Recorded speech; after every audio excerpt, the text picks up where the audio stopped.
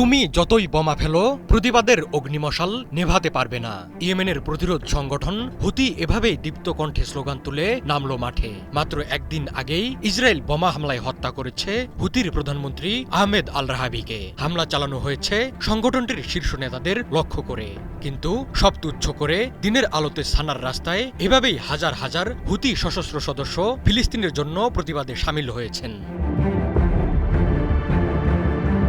Yemeni সশস্ত্র বাহিনীর chief of staff major general Mohammad Abdul Karim আল ঘামারি হুঙ্কার ছেড়ে বলেছেন, গাজা বা ইয়েমেনের দিকে ইসরায়েলের আক্রমণ কোনো শক্তির প্রকাশ নয়, এর মাধ্যমে প্রমাণিত ইসরায়েল দুর্বল হচ্ছে। ওয়ালটন বিএলডিসি ফ্যান খরচ বাঁচে 65% পর্যন্ত। ওয়ালটন বিএলডিসি ফ্যান ছড়ায় স্বস্তির সবুজ হাওয়া।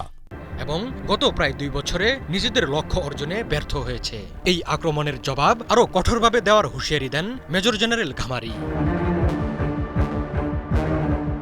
শুক্রবার ইয়েমেনের রাজধানী সানার আল সাবিন স্কয়ার এবং বিভিন্ন এলাকায় হাজার হাজার ইয়েমেনি জড়ো হয়ে ইসরায়েলি বিমান হামলা, গাজা উপত্যকা ও পশ্চিম তীরে সামরিক অভিযানের বিরুদ্ধে প্রতিবাদ জানায়। একই সাথে তারা ফিলিস্তিনি জনগণের প্রতি সংহতি প্রকাশ করে। এই সমাবেশে বিপুল সংখ্যক হুতি সশস্ত্র যোদ্ধারাও অংশগ্রহণ করেন।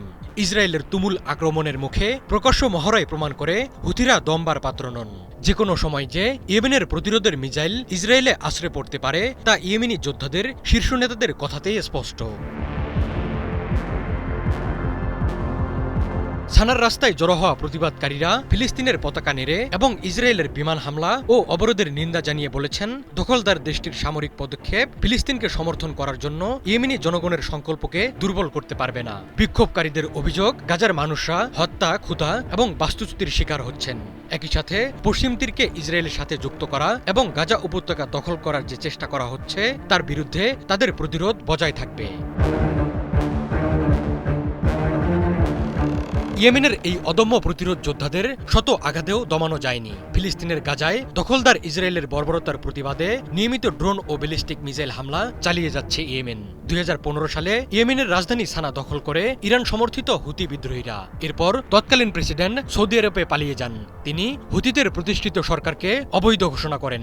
তার সমর্থনে ইয়েমেনে সৌদি আরবের নেতৃত্বাধীন সামরিক জোট ব্যাপক হামলা চালায়। তা সত্ত্বেও হুতিদের প্রতিহত করা যায়নি।